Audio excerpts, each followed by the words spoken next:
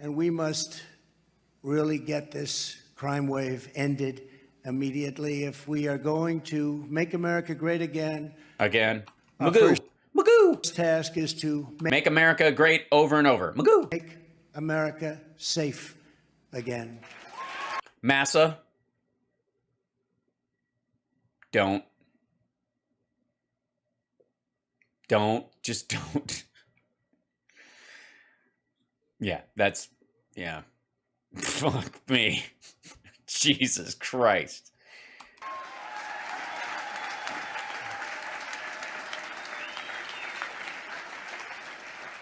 At the federal, state, and local level, we have to have a change in course, and we need leadership that will let this happen.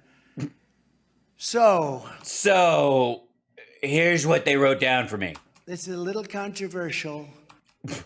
But I think, shoot first. I think you should take the guns and then have due process. I think that's how you have to. Oh, no, sorry, wrong crowd. And I will either get a standing ovation, and I don't care about the ovation, I care about the country, or people are going to walk out of the room for what I am about to say. Because they will be legally culpable and they're all law enforcement officials. And if they're seen at that gathering and you've advocated the murder of people in the streets, extrajudicial killings, that if they ever have to discharge their weapon, that might be used against them. But it's time finally to say it. Say it. Go ahead. Full Duterte. I did a really good job with drugs on our border. Did you?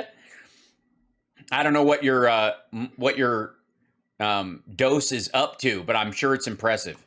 Perhaps nobody is more aware of the drug problem in our country than I am. I work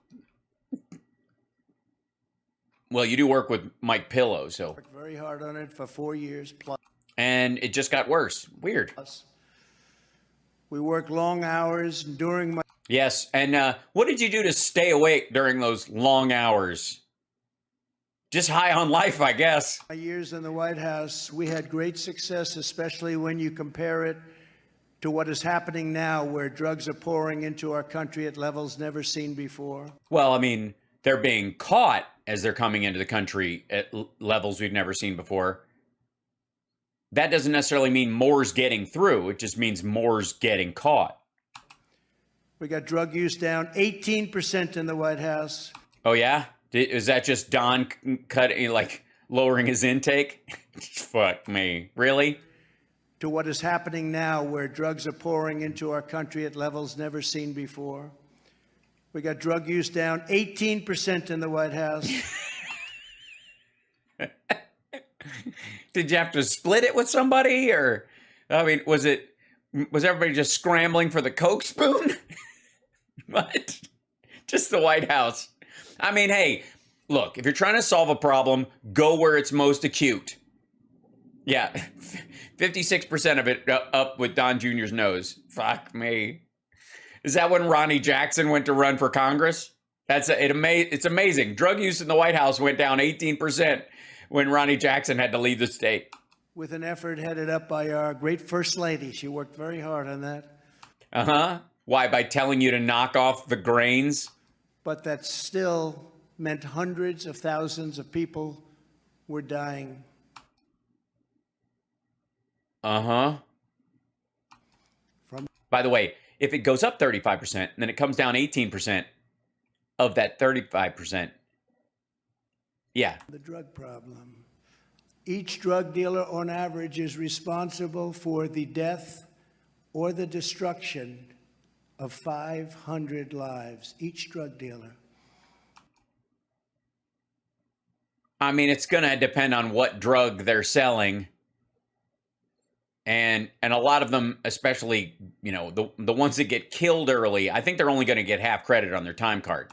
At least 200,000 people a year are dying from these drugs. That's an invasion. It's an invasion. Same as bullets. No, it's not the same as bullets. That would be 200,000 suicides a year, stupid. Same as bombs. No, not the same as bombs. You cannot interrupt in between a bomb going off and it destroying someone. You can't send someone to rehab 3 times. You can't give them a couple extra chances. You can't allow them to get back on their feet or provide them with services. It's not, oh, fuck's sake. Especially fentanyl, a disaster that I greatly slowed down through dealing with President Xi of China. Huh. Did you now? Had long conversations. I said, you got to stop it. Yeah, is that it? That was the long conversation. I mean, Cliff Notes. And he did. Apparently not. But now it's coming in at levels that we haven't seen before. Huh. Fentanyl. I've studied all aspects. We've had Blu-ray. Yes, some of it, honestly, I didn't feel anything. I think it was cut with some bullshit. And then some of it's like fucking amazing. I've studied all aspects. There have been committees headed up by dilettantes, society people, and others that are far more interested in seeing their name in the newspapers than in stopping the massive inflow of drugs. More importantly, even if they Wait, you mean Ron Paul and... wanted to, they wouldn't be able to do it. They wouldn't have a chance. What? They don't have what's necessary to win against the evil and unfortunately brilliant minds of those that head the cartels and other forms of drug distribution. Yeah, these stupid people who try to, intervene on behalf of users, they just don't have what it takes. These cartels are just too smart. If you look at countries all throughout the world, no matter where you go, the only ones that don't have a drug problem are those that institute the death penalty for drug dealers. No. No, as a matter of fact, a lot of times it gets more acute and more violent in those countries. I mean, like a lot of the Nordic countries have come up with other solutions for it. They don't have the same kind of problem we do, for example. They're the only ones. They're the only ones. You gotta just shoot people. That's the problem with drugs is our judicial system. They don't have any problem. They don't have any problem. Then why are they having to kill drug dealers all the time? They don't have a drug problem. They don't have a drug problem. They got all the drugs they want, no problem. You understand that, Tom. I never even discussed this with you, but you understand it better than anybody. Why are you dragging him into it, motherfucker? You can't stick him with that. China has no drug problem. No. Bullshit. What? No. China absolutely has a drug problem. You out of your fucking mind? China has no drug problem. Oh, Jesus Christ. Mm.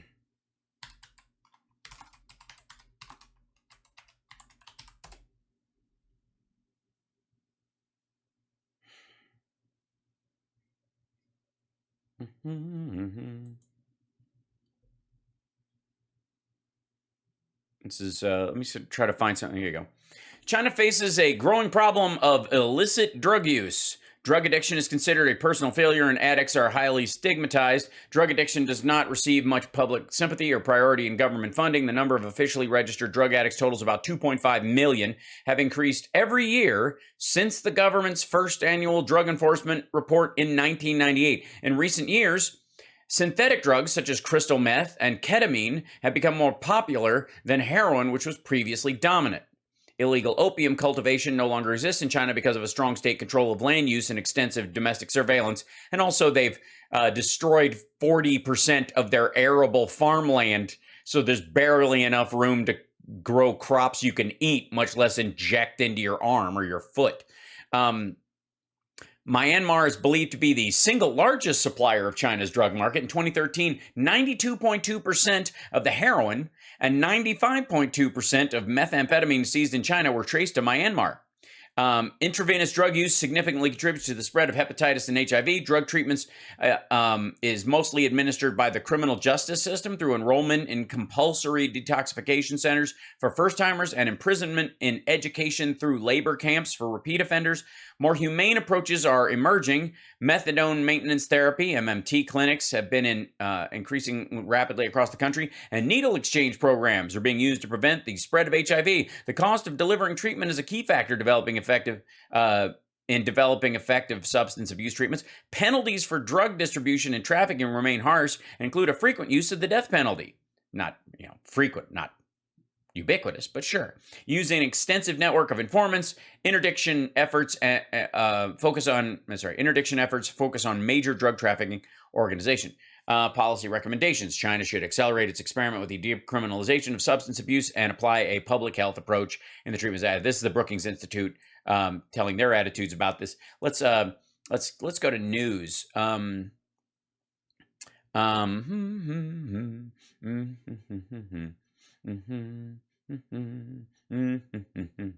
Southern China. What the fuck? Okay, hold on. You gotta love when stories are just like when you're looking at like Chinese drug stories, and this is the story. One of the stories that comes up: Africa's donkeys are being stolen and slaughtered for Chinese medicine.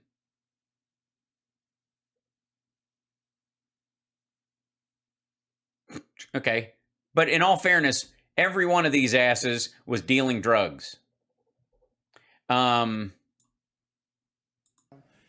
Because they have what's called quick trial.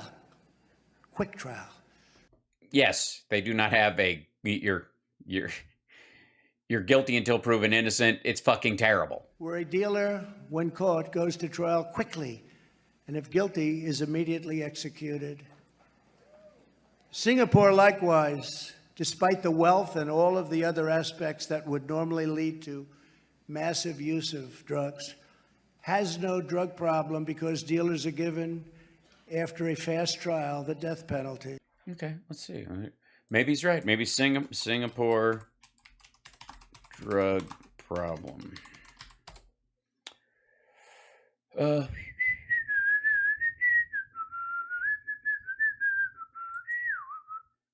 This is from 2019, so this is a little older. Despite tough drug penalties, drug abuse in Singapore is still on the what's that word? Despite strict drug laws and strong deterrent efforts from the authorities, drug abuse in Singapore continues to be a problem. You might have seen articles online or watched videos on YouTube pertaining to Central Narcotics Bureau's most recent drug raids. The organization had conducted a 5-day island-wide drug raid, raiding suspected drug traffickers' flats and netted drugs that had a street value of hundreds of thousands of dollars. The Central Narcotics Bureau was established in 1971. It's Singapore's main drug enforcement agency and is a separate entity from the Singapore Police Force. CNB has the responsibility of coordinating drug eradication activities in the country. A committee to improve the drug situation in Singapore was set up in 1994 to look at the local drug situation. The committee developed an integrated approach to deal with the drug problems there. Persisting problem, drug abuse and trafficking in Singapore. Unfortunately, CNB's latest figures show that the number of new drug abusers remains high. Although there's an overall improvement in Singapore's drug situation, there is still a record high number of drug abusers. Individuals who are aged between 20 and 29 continue to form the largest group of drug abusers in Singapore. In 2016, the number of drug abusers were arrested by the CNB was 3,265. A year later, that number dropped to less than 3,100. It is important to note that approximately 40% of them were made up of new abusers. Out of the 1,249 new abusers arrested, nearly 70% had not exceeded the age of 30. In 2017, there was a 4% decrease in arrests pertaining to repeat abusers. The figures are as follows: 1,917 repeated abusers in 2016 and 1,840 repeated abusers in 2017. In the case of new abusers, about 1,348 individuals were arrested in 2016 and 1,249 were arrested in 2017. That's a 7% decrease within a year. Of course, fentanyl is killing a lot of people. Let's see. Here's according to the Section Act, an individual is presumed to be trafficking drugs if they're caught with 25 grams of meth, 100 grams of opium, 15 grams of cannabis, 10 grams of hashish, 10 grams of MDMA, 3 grams of morphine, 3 grams of cocaine, 2 grams of heroin.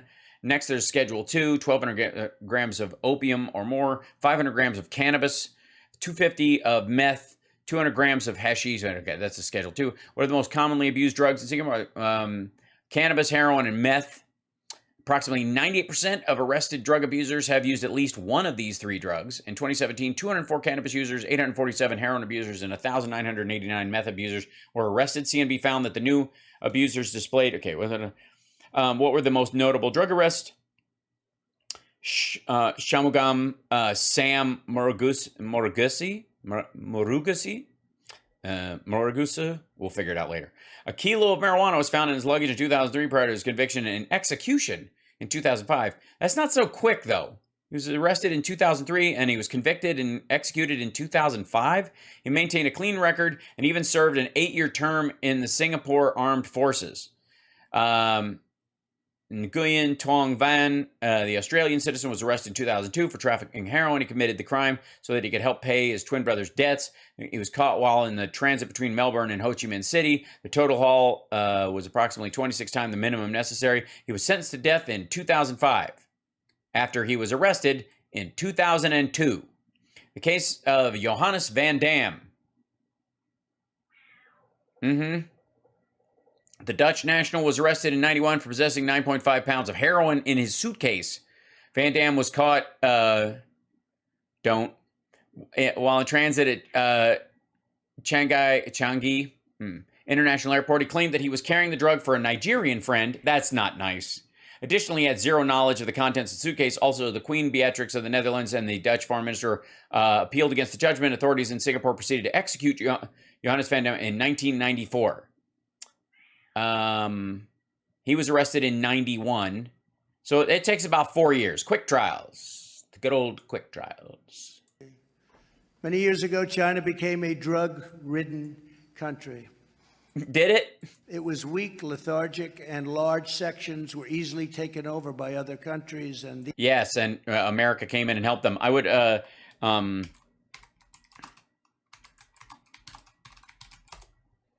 luckily, let's see, I'm going to find the newest news.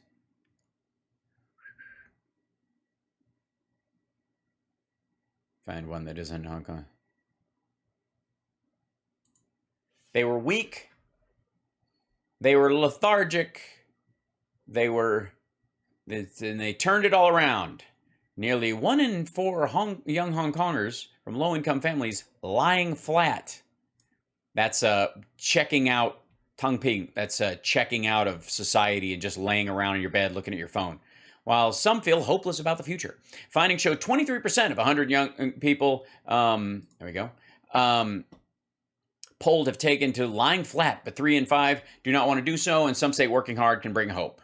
City's housing crisis, scarce job opportunities, and limited chances of upward mobility among the reasons for the city's young Hong Kongers lying flat. It's a good side story. We've talked about it sometimes. the enemy.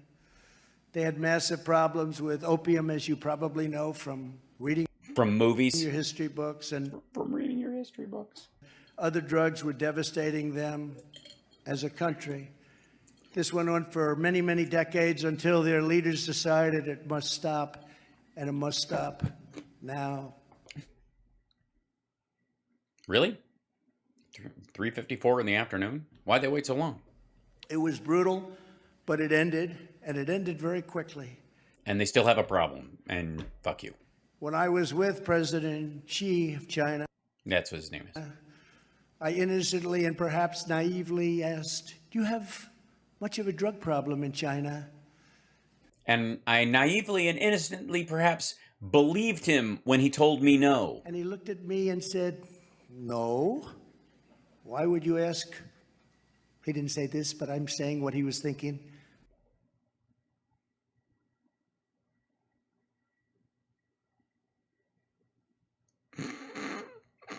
Fuck me. Why would you ask such a dumb question as that? No, we don't have a drug problem. Why would we have a drug problem? There is no problem. Yeah, that dude, they also say they have 4,000 COVID deaths.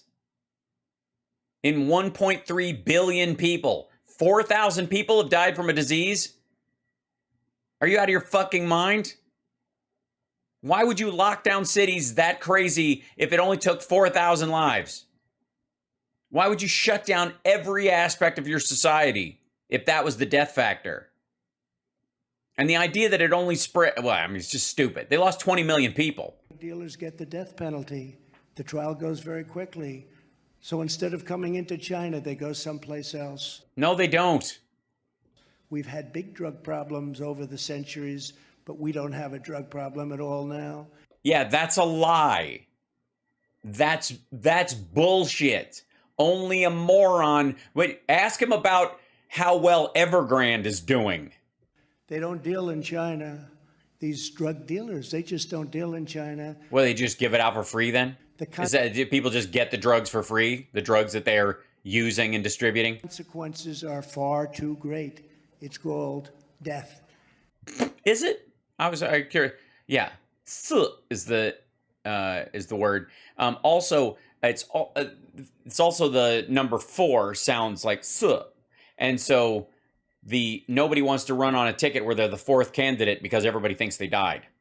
The drug problem in China, however, is our problem because they make drugs there, but they won't sell them there because they're afraid to do so. So they sell them through our southern border and other places into the United States. And we had a very strong understanding when I was president with President Xi, and he was largely living up to that understanding. It was really slowing down, but now it's out of control. Oh, so he wasn't being genuine. He was just trying to get the deal done so he could buy a bunch of pork because they had to kill all their pigs. You fucking tool. Can I, by the way, point of order, Mr. Chairman, if I may I, let me show you something real quick. This is China today, if I might. Let me show you something. I was watching this earlier, and let's just put this in there. According to Xi, when he was talking to Trump, they also have a powerhouse economy. They're the number 2 economy in the world. They're bullish on trade and on national security. Check this out. Is China on the brink of collapse? This is a question that has been asked probably hundreds of thousands of times over the past 20, maybe 30 years. Empty shops. See the arrows this guy put in later? But increasingly in recent times, I've been seeing it asked. Now, this is not a question that I think I can answer for you here today in this video, but what I am gonna do is take you on a walk, take you on a walk and a little tour around Shenzhen and just... Shenzhen is the Silicon Valley of China. It is one of the wealthiest districts, probably second only to Shanghai. And in this guy's he's got a show called Crossing China. He's only got about 10,000 subscribers, but he's one of the guys who's been like blogging on Chinese business and like doing business in China for a while and that kind of stuff. Give you a few observations about what's going on here. I'll skip through some of the stuff, but like just ongoing construction all the time. I've been to Shenzhen. I've been to the places he's walking around. I would like to remind you that lockdown, like Shenzhen's not currently technically locked down the way Shanghai or Beijing were. But remember, this is supposed to be a city with I don't know what's Shenzhen's current 12.5 million people in Shenzhen. That's double Manhattan and about the same footprint. So as you can see here, progress and development in Shenzhen. Yeah, they're always building. Lots of people here, lots of technology. Generally speaking, the most expensive city in mainland China to live in. I'm leaving China in about 3 days. I've been in China for 10 years, and I don't know if my time is officially coming to a close here. It is. But I probably won't be back for a long time. So this is my last chance to really do boots on the ground, show you what China's like, reporting, I guess you can call it. So here I am at Haiyancheng, Yeah, Haiyancheng is like is one of the like two big outdoor walk around malls. There's in one of the shopping districts. Shenzhen is a mall, generally considered a popular mall, a busy mall. Look at this. They are not locked down. You got to get tested to go out. There's regular testing. Every 48 hours, you have to get a test in Shenzhen to be able to go anywhere. Can you imagine Los Angeles or New York? Anywhere in these cities. I know, Chud. I'm busy. You guys hear my cat? What? Well, I'm working. She doesn't know who I'm talking to. That's Chud. I have a few observations about this place. So first of all, you can see this is a bakery that used to be here. It was really, really, really big and really popular. And it's been closed for probably going on 6 months now. These signs right here say they are looking for somebody to rent out the space. Yeah, there's like he's showing tenant signs. Understand, like, pick the biggest mall or the biggest outdoor shopping area or the biggest public gathering space. Like in San Diego, it'd be downtown in the lamplight district or the gaslight district or whatever. In I don't know, in LA, it'd be 3rd Street Promenade or Melrose or something like that. It's sort of the equivalent there. And in many ways, it's close to, at least it should be population-wise, close to Times Square. So far, it doesn't look like anybody's taking them up on that offer. Nope. Here you go. I'm going to skip ahead because Completely empty. Again, this is a very popular, generally speaking, popular mall look at these fucking places. They're gone. with a lot of people. But here's the thing. Look at there's people walking around, but it's like it's weird. It's like 28 days later. Like everybody's, where the fuck are they? And now, Yeah. So let me show you. I'll show you one more quick thing. Just empty. There'll be like occasionally ones that are still this open. one also That's gone. empty. Like a lot of them shut down and they just disappear. He goes in and at one point, where is it? Yeah, he goes to this other area which should be full of stuff. There's like 8 people. This reminds me of Chinatown in LA, in that the shops generally are mostly empty, but every third one has about 6 people in it. Very busy. A lot of people there. Yeah, a lot of people. In a city of 12 million people, that shop has 6 fucking people in it. Yeah, it's a mall. It's Dawn of the Dead, right? It's so weird.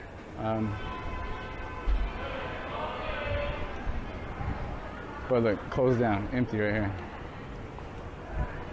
That girl's taking reservations for places that are still open, possibly on the down low, where they're still serving and they're not supposed to. So you can go in and go upstairs and eat like from a restaurant that's been shut down by the city because they violated whatever the vaccination rules were and shit like that. By the way, you're watching Hal Sparks Mega Worldwide. This is comprehensive. I'm not going to do too much of this because there's, these are all the closed shops, more closed shops.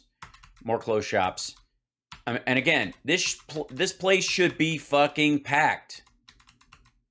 Okay, so he ends up calling this dude and asking how much it is to rent that place. Okay? I want to, before I show you, how much do you think it costs to rent that stall right there a month?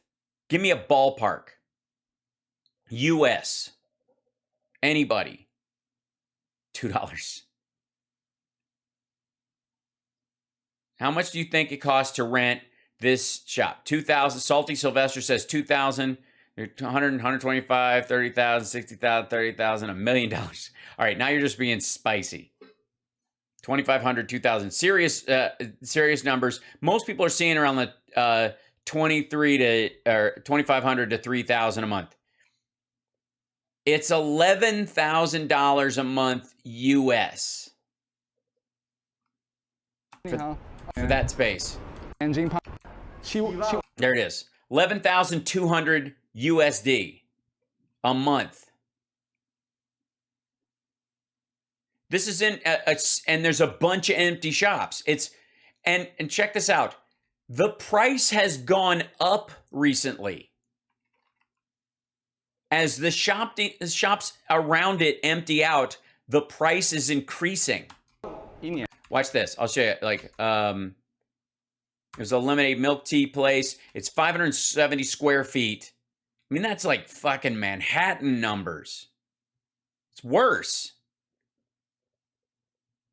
11,000 a month. What fucking boba tea place is making over 11,000 a month? I mean, it's goofy. Then there's another one he looks in that's smaller next door. That's 9,100. And then he asks him, do you think things will improve next year? And the guy's answer is, this I really can't talk about it, because he knows he's filming.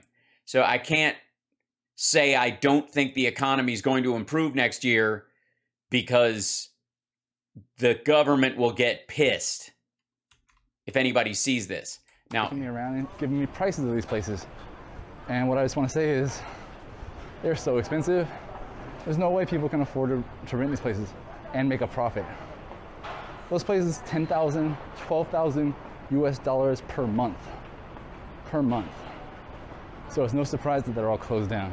I don't know how any of these places can stay afloat. He did show me in here a few cheaper ones. Maybe. Yeah, on the second floor where there's no foot traffic, that's where the $3,000 units are. And, you know, arguably there are more people up there, but no customers. RMB a month, which is more like, I don't know, $2,000 or so. But still, there's no foot traffic.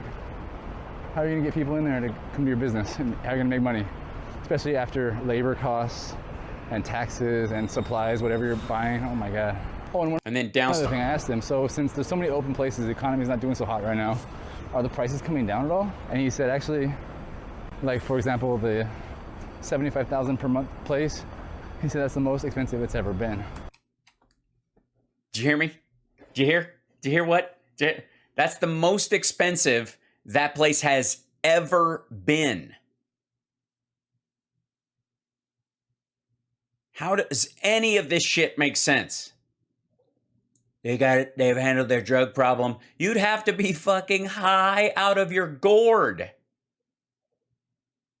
to try and start a business there. It's out of control. It's so out of control. So we can continue to have our blue ribbon committees made up of some of the people in this room, for very nice people. They're wonderful people, but sadly, they don't have a clue. Or we can be strong and do what ultimately has to be done. Yes. Extrajudicial murders of people for dealing drugs.